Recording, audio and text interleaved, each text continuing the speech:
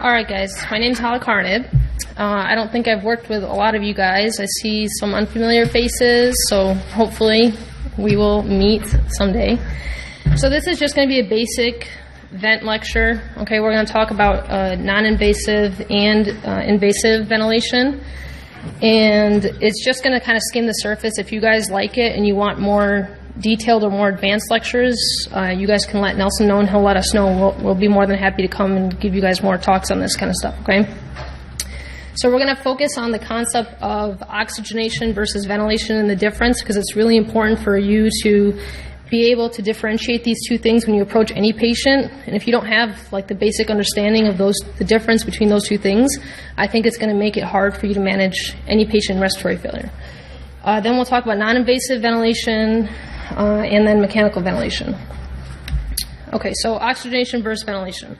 It seems like pretty simple, and probably most of you guys already know this, but it was like kind of like an aha moment for me when I was probably at the end of med school or even at the beginning of residency. And the thing that made me understand it the best is when the first time I ever saw like a brain death exam. I don't know if you guys have ever seen one before, but basically you have a patient that's not going to take any spontaneous breaths, and you do an ABG on this patient. And typically, I'm talking like someone that has normal lung function, okay? So the example is someone that has normal lungs, not someone that has like a raging pneumonia or an ARDS, like a young person. So you do an ABG, then you disconnect them from the vent, and you give them 100% FiO2 through the ET tube, through an oxygen catheter, through their ET tube for 8 to 10 minutes, and you just watch them. They don't take a single breath on their own, and then you do an ABG at the end of the test. What would you expect their oxygenation would do during like 10 minutes when you're watching this patient? What would happen? The oxygenation would go up? Or yeah, like up or stay the same, right? So this patient would sat like 100% throughout the whole test, even though they haven't taken a single breath, right? But their ventilation, what would you expect would happen to their CO2? So whenever you say ventilation, you're talking about their CO2 at that point. It would go up, right? And for the reason being is like just, this is not physiology lecture by any means, but if you look at the partial pressure of oxygen and carbon dioxide, both in the vessels and then in the alveoli, when the blood return coming back to the lungs, your PCO2 in a normal resting person should be about 45, and then in the alveoli it's going to be 40. So just by diffusion, right, it's going to go from higher to lower, so it'll go out of the blood and into the lungs and into the atmosphere, right?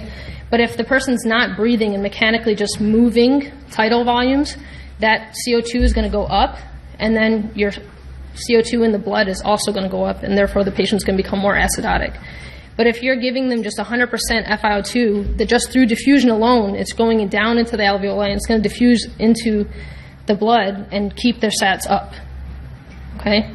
So whenever you're thinking about oxygenation, you're going to think about the ways you monitor it, and the two ways that basically you can monitor oxygenation are what? Pulse ox, right? Or blood gas. So, and the ways to improve oxygenation. What are ways you can improve oxygenation when you're dealing with somebody that's either ventilated or even non-invasively? How can you improve someone's oxygen, guys? Put them on oxygen, right? So you put them on either nasal cannula, non-rebreather, whatever. Increase their FiO2 on the BiPAP or the vent.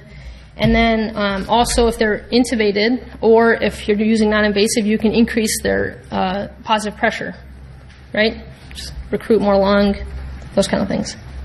Okay, how do you monitor ventilation? Respiratory rate or ABG? So ABG. Okay, so the rate is a way to alter your ventilation, right? So you increase your rate. The other way to monitor ventilation is you can use end-tidal CO2, which we do sometimes at Jewish. I know every vent gets an end-tidal CO2 monitor on it. Here you can ask for it. They're sometimes helpful, but most of the time not that accurate. You can just use their trend mostly to help you when you're making changes on the vent. So mostly the way to monitor ventilation is through an ABG, and you look at your CO2 concentration. And then ways to alter, so we already heard one, you increase respiratory rate, and then what's the other way to alter your ventilation? Increase your tidal volume. And both those things are working on just increasing minute ventilation, right? So the main point of changing or altering ventilation. Whenever I say ventilation, you're thinking of CO2 is changing minute ventilation. And the only ways to do that is to increase your respiratory rate or increase your tidal volume, right? So that all makes sense. Okay, so non-invasive positive pressure ventilation. So indications for these things are obviously respiratory failure, hypoxic or hypercapnic, right? With hypoxic, there's been a lot of literature of people with pulmonary edema, heart failure. Those are really good patients to put PAP on. And then for hypercarpic respiratory failure, like COPD patients, asthma patients are a little bit sticky. There's sometimes people will say it's a good idea, but if they're in like a florid asthma exacerbation and they're already retaining, it's not a good idea to put them on PAP at that point, okay? Increased work of breathing is another one, but again, if they have a lot of increased work of breathing because they're an asthmatic, that's probably not a good idea. And then you also have to consider your contraindications. So what are some contraindications to PAP? I'm sure you guys have always heard the RTs yell at you for one reason. What's the main reason the RTs yell at you for not wanting to use PAP? They're altered, right? They're altered is a really, really big one. Another one is like intractable vomiting, right? If someone's vomiting, they can't wear a CPAP mask. If they're like a quadriplegic and they can't lift their arms to rescue themselves from the mask, that's somewhat, I would say, like a relative contraindication depending on if anyone's there to watch them.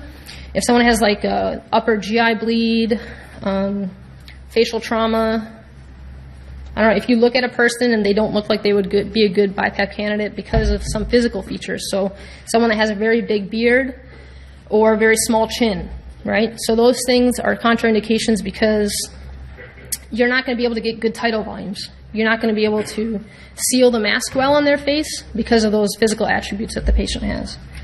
The modes for non-invasive are in the outpatient setting, CPAP and BiPAP, but mostly when we're in the hospital, we deal with BiPAP. And the reason is because BiPAP is the one that's going to help you alter ventilation, because the whole point is altering tidal volumes, right? So when you give someone CPAP, it means it's continuous positive airway pressure. So their inspiratory pressure and their expiratory pressure is going to be the same. So CPAP of 5, always going to be 5, right?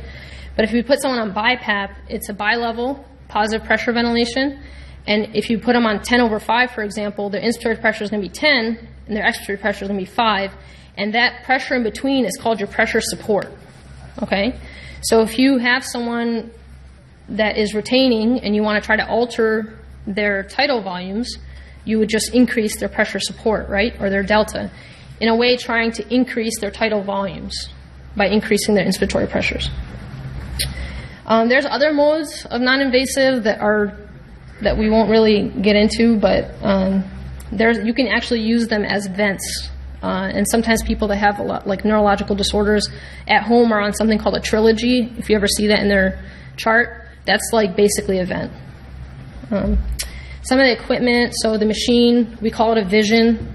You guys heard that when you're at the VA, they'll call it a Vision. It's just basically the BiPAP.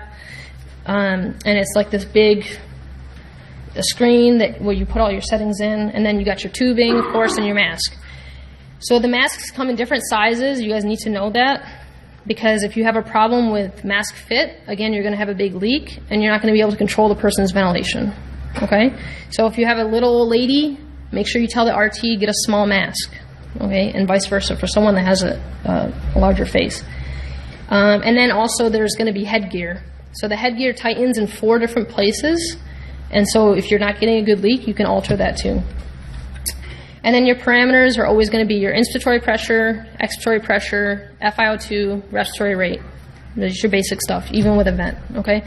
You can change respiratory rate on non-invasive, but the patient's breathing spontaneously. So even if you put them on a rate of 22 and the machine's going to kick 22 times a minute, it doesn't work perfectly, basically, because they're not sedated, right? You can't sedate someone on BiPAP. Okay, so if you get this example here, 76-year-old guy, COPD, comes in, worsening shortness of breath. He's awake and alert, and he has some increased work of breathing and a little bit of confusion. You hear some audible wheezing, improves with the breathing treatment, and this is his gas, okay? So what is this gas telling you? What's the pH of 7.25? Is that normal? No? Is it alkalotic? It's acidosis, right? Okay, what kind of acidosis is it? It's a respiratory acidosis, right? So this guy probably has a COPD exacerbation, right? So other than putting him on usual steroids, nebs, blah, blah, blah, you decide to put him on BiPAP, right? Because he's a good candidate for it. What's the other thing that should be a reflex that you order when you order a BiPAP? ABG, right? Because if there's no improvement in a half hour, 45 minutes, it's time to either make a change or intubate the patient. Okay? So whenever you put in a BiPAP order, an ABG order has to follow. And then you have to physically talk to a respiratory therapist about that. Okay? So this is just an example of what the screen, of what the vision looks like. Okay? So here's all the things that you can see. These are all the parameters that that you set in the machine, and this is what the patient's doing. So you can actually see their rate, their tidal volumes, their minute ventilation. You can see their airway pressures, and then this is an important number too, is their leak. Okay? The machines they use at the VA might look a little different, but I think they may be changing to these from what I remember. I think the RTs were getting trained on these like a couple months ago. So here's your settings. So he's on an IPAP of 10, is inspiratory pressure, expiratory pressure of 5, and FiO2 of 40. So you can change all these things, okay? So say, just as an aside, the leak is something like when you go physically see the patient, you never put a patient on BiPAP just over the phone, right? So you have to go and look at the patient and make sure the BiPAP's actually working. And the way you see that the BiPAP's working is they're getting good tidal volumes and a good minute ventilation. Because again, if I put him on BiPAP and his minute ventilation's like 3, I guarantee you the next gas is going to be bad, right? So you look at their leak. So if their leak is, depending on the pressure, so if you use higher pressure, obviously you're going to have a higher leak, and that's appropriate. But if their leak is 70 and above, 90, 100, it's not a good fit. Okay? Either tighten the mask, get a different mask, and see if that, you can actually watch your tidal volumes reflect that. Once the leak goes down, your volumes go up. Okay? So if you get this gas on this guy and it doesn't really change much, like it's basically no change in 45 minutes, what kind of things can you do? Increase the inspiratory pressure, right? So you put him on like 15 or whatever. If he had some sort of hypoxia issue as well, like maybe pulmonary edema, or if he's morbidly obese, you want to think about starting the person on a higher EPAP. Okay? And that's all to help relieve either upper airway obstructions and also help with the pulmonary edema and hypoxia. So EPAP on a BiPAP is going to be equivalent of the PEEP on your vent. Okay? So if you have the same patient that's like a 70 kilogram man, and then you have the same patient that's like a 150 kilo man, you probably, instead of starting on like 10 over 5, you might think about starting him on like 18 over 12, or like 20 over 12, or something like that. Okay? So, indications for mechanical ventilation, respiratory failure, hypoxic, hypercapnic, and airway protection. So someone's altered, they're having seizures, GI bleed, encephalopathic, whatever the reason is, not able to protect their airway. So some of the common types are controlled, assisted, and spontaneous or supported breaths. And we'll go through all of them and keeping it very, very simple, okay? And then hopefully you guys will understand all the different types.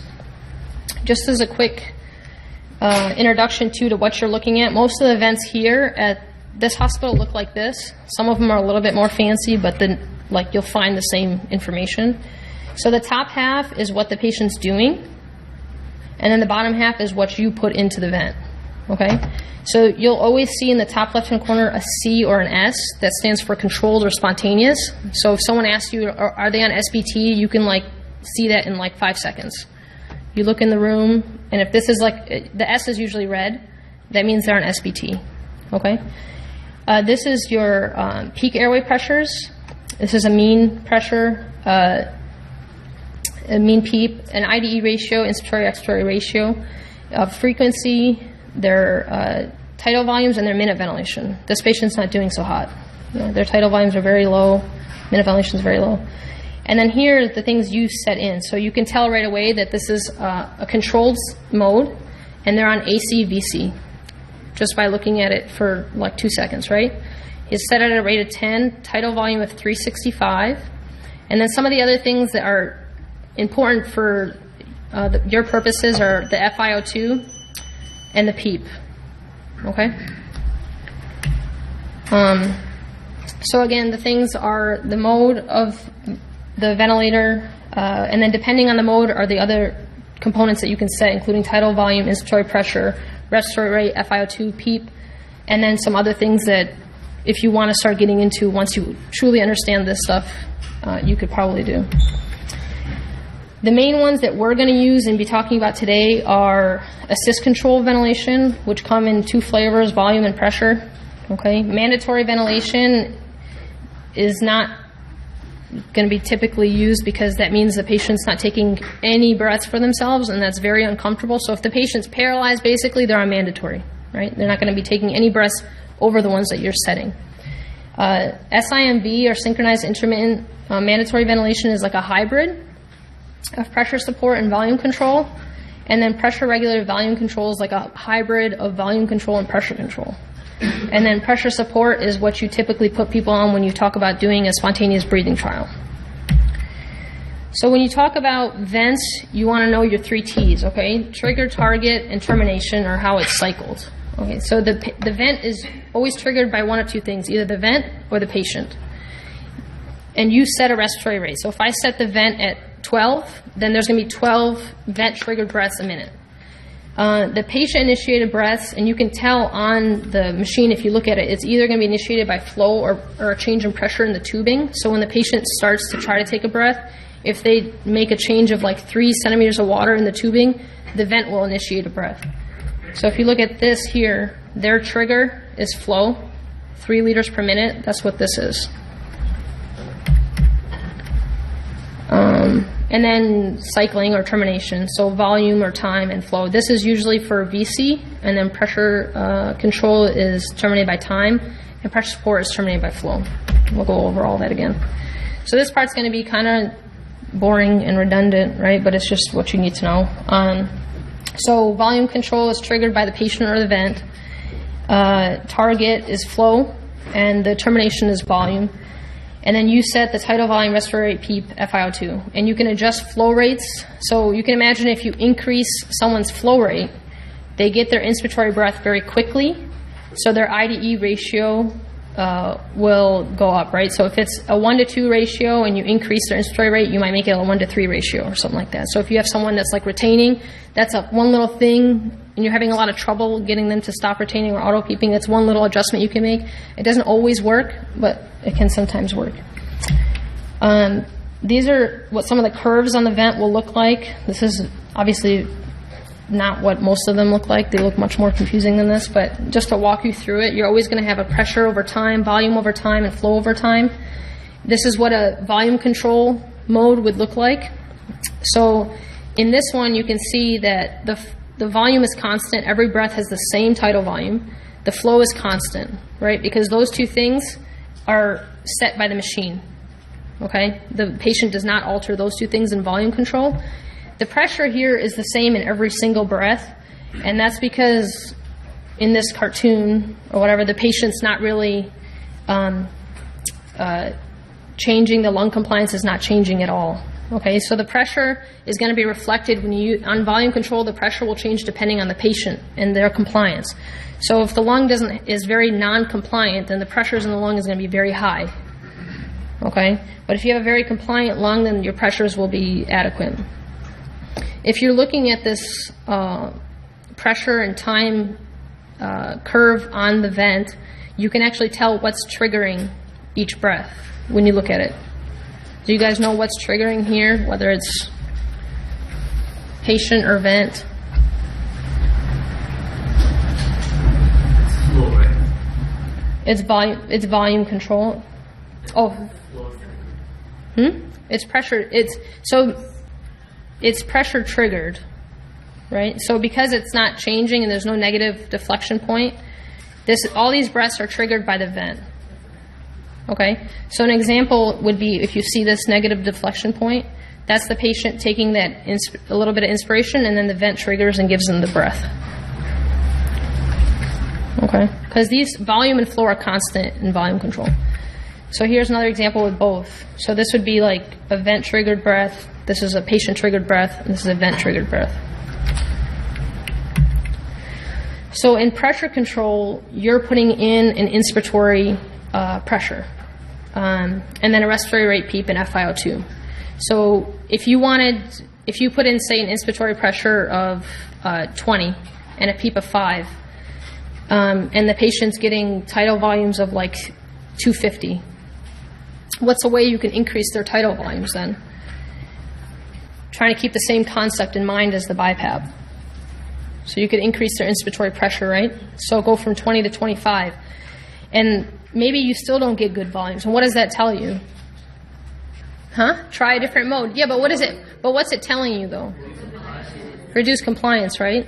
Because if you're giving them more pressure and their lungs were normal, you should be able to increase their tidal volumes, right? And when that's not happening, that means they have decreased compliance. In pressure modes, you can adjust the inspiratory time to try to alter the I to E ratio. Just like in volume control, you're adjusting the flow. Again, this doesn't really help a ton usually, but it is like something you can try. Let's see. So PRVC is hybrid. Okay, so you're actually inputting an inspiratory pressure to achieve a certain tidal volume. So you put in a tidal volume as your goal, right? 400, and the vent will change the inspiratory pressure to achieve that volume. Okay, and then you set in your respiratory rate, inspiratory time, PEEP, FiO2. So it kind of looks like this. See, with every breath, like if you put in your tidal is 400, for example, the machine will it monitors the patient's breaths for however many seconds, and then it'll alter the inspiratory pressure to try to achieve that volume. In this mode, if they have very poor compliance, obviously you want to put like a high point on the pressure so it doesn't just keep going up and up and up, because that can lead to a lot of problems for the patient if they have very poor compliance. And then the other thing to notice is if you've ever been there in the middle of the night and a patient's like asynchronous, like the respiratory therapist comes and tells you like this patient's not syncing up with the vent. They're not syncing up with the vent. We need to try a different mode. A lot of times it's because when they're on volume control, they're getting something called flow asynchrony. So on volume control, the patient doesn't control their own flow rate. And COPD patients, asthma patients, typically are the ones that don't like that at all. Okay, so they obviously have a really long expiratory time. Their breath pattern is different than most people. Okay, so if you're noticing that they're having flow asynchrony, you might want to try either a pressure control mode or this PRVC, because in pressure control and PRVC, the patient's controlling their own flow rate. You're not mandating it for them. And then pressure support is patient triggered, and the only thing you're going to set in is the pressure support, right? So when people say like, is this patient on CPAP? It's not really technically CPAP, right? Because you're setting in a PEEP and a pressure support, so that's basically BiPAP that the patient's on. So if the patient's on a PEEP of 5 and a pressure support of 10, they're essentially on BiPAP at 15/5, right? So if a patient's on a pressure support 0 and a PEEP of 5, they're on CPAP 5, essentially, right? Things like some tricks to do with this. So obviously this is what you're doing with spontaneous breathing trials. If you have someone with heart failure, pulmonary edema, sometimes valvular disease, someone that you want to make sure isn't going to go into flash pulmonary edema, when you take away their positive pressure, you can do their spontaneous breathing trial on a pressure support 0, okay? Because that's like the ultimate test for them. And if they do well on that, then you can probably be comfortable they'll do well with extubation. It's terminated by percentage of flow, which means basically once the flow rate drops to a certain threshold, that's when the breath stops. Like when the patient's taking a breath in, and once the flow rate's getting towards the end of their inspiration, the machine will stop the breath. And then SIMV is a hybrid of both. So this is, like you could say, either ventilator breaths, because the tidal volumes are the same, and then this is a pressure supported breath. So the patient initiates it, they only get a certain pressure support, and whatever tidal volume they get from that pressure support is what they get. So here, if you set the vent at a rate of like 14 and the patient's breathing 20, 6 of those breaths are just going to be these kind of breaths, right? Whether in assist control, if you set the machine to 14 and they're breathing 20, those other 6 breaths are still going to be fully supported breaths, and they're going to get a full tidal volume. lot of surgical patients are in this mode. So yeah, so we don't use this a lot in the medical ICU, and that's because our patients are like very sick and usually already hypoxic or they're acidotic, and this increases their work of breathing, right? So here, if you have someone that's already in respiratory distress, you don't want them to be doing a lot of work, especially like ARDS patients. You want to try to conserve their energy and conserve their oxygen. So those patients are usually coming for like outpatient surgical procedures. They're already otherwise healthy. They're not in respiratory failure. So they can do this mode. Sometimes people use this as like a weaning. So they'll put the patients on like a rate of 15. So maybe the patient's breathing 15. So every breath they get is a supported breath. Is a supported breath, and then they'll start turning it down. So they'll turn the rate to 10. So then 5 of their breaths are not supported, and then we don't really do that in medical ICU, but. So in assist control, when you set a rate of 14 but the patient is breathing 20, like you said, you get support for all of them, but they're all patient-initiated breaths, right? So if the technically, if the vent's set at 14, then 14 of them are vent-triggered breaths. Because even if you paralyze the patient, they're still going to get 14 breaths. Okay. It's right? not like a backup rate. No, it's not like a backup rate. So all of the breaths are going to look like this. Okay. They're all going to have like assured tidal volumes. But in this one, the extra breaths are pressure-supported breaths. Just curious, so just for like simple math, if you have somebody breathing 20, if the machine's set at 20, but they're going to get a breath every 3 seconds, but they're breathing like 25 times a minute, and then for whatever reason, if they decide that they're going to hold their breath for 3.5 seconds, will the machine let it if they're still getting like over 20 breaths a minute? Or will it? No, there's like an algorithm in all the machines, even if on BiPAPs, like they have backup rates, where it trends the patient's breathing for a certain amount of time, and the companies don't release that information, so I don't know exactly what it is, but it'll trend the patient's pattern for a certain amount of time, and that's what it bases, like, is the... I guess that. Yeah, do you know what I mean? Like, so it trends it over a certain amount of time. So what I know is the patient's going to be guaranteed those 20 breaths. But you reminded me of something. So if you have someone that's like in very bad respiratory distress, ARDS, it's very bad septic shock, hemodynamically unstable, and you have the machine set at like 14, but they're breathing like 35, 40, then all those breaths, sometimes what I do is I increase, and this might not be appropriate to talk about here, but sometimes I'll increase that set rate just because, I don't know, to me, I just want them to not be, I know that they're going to get a set breath and the full tidal volume for every breath, but to me, whatever I can do to decrease their work of breathing, either it's increase their sedation, get them to stop breathing so fast, because all that metabolic activity is not good for them, basically. So this chart's like a nice little review that goes through every mode and their trigger, target, and termination. We already went through all these, so I'll have to go through some stuff for troubleshooting. So this is, I think, important for you guys to know. There's always going to be alarms going off on the vents, and for you to know what to do with the high pressure alarm is important, okay? So that number I showed you in the upper left-hand corner, that peak pressure, that can tell you a lot of different things, but able for you to differentiate what that alarm means, there's a certain maneuver that you have to do to differentiate that, okay? And that's to get a plateau pressure. So when you approach a patient that has elevated peak inspiratory pressures, you do an inspiratory pause, and I'll show you, I took a little snapshot of the vent upstairs to show you where it's at. You do an inspiratory pause, which basically stops the patient's breath at the end of inspiration and measures the pressure at the alveolar level. Okay, so it's a static pressure, and it is it tells you about their compliance.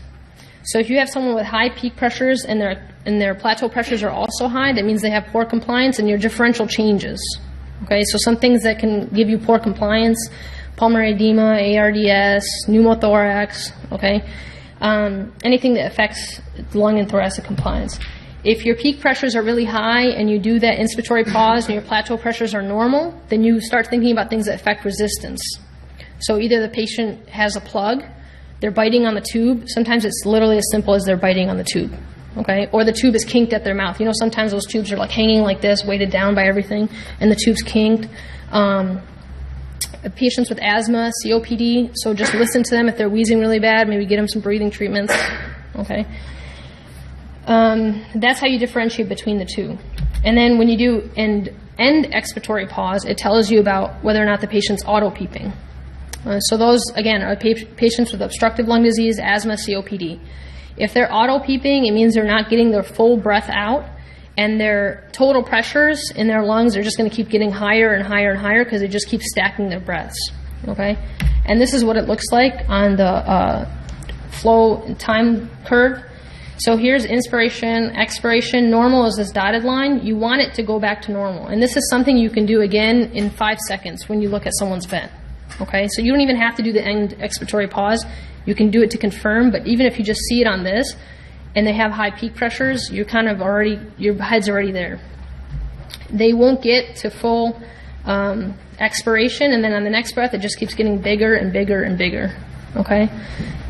So if you have a patient in status asthmaticus and you see this, and their peak pressures are going up, and all of a sudden you get a call that their blood pressure is dropping and their sats are dropping and whatever, and you go and you see them, well, what's the first thing you're going to do?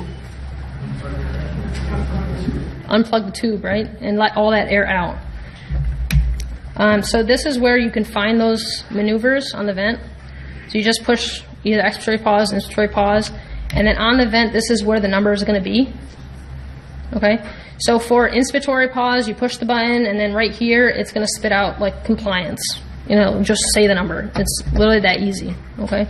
And then if you hit expiratory pause, and expiratory pauses, they're both actually kind of tricky. If the patient's respiratory rate is very high and they're not properly sedated, it's kind of hard because the machine just won't read it because it just can't do the pause, especially if the patient's doing a lot of spontaneous breathing.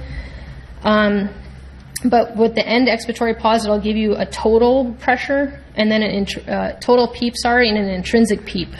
Okay, so if your PEEP is set at 5 and your total PEEP is 15, that means they're auto-PEEPing about 10 centimeters of water. Okay, and if you have a patient with ARDS, checking this inspiratory pause and compliance is something you should do like you're doing vitals. Okay, and like multiple times a day. You just go to their room, you hit inspiratory pause, and you see what's going on with the patient and what's going on with their lungs, because that's how you're going to manage their vent. So I really like this graph because it goes back to that same concept. So in volume controlled, you have a set volume, set flow, right? But your pressure is going to go up and down depending on your patient's lung compliance. Okay? And then in pressure control, you got a set pressure. The patient's controlling their flow rate, but your volume is going to change depending on your lung compliance. And then in pressure support, of course, you're going to input the pressure support, and everything else is kind of determined by the patient and their effort. I think that's the end.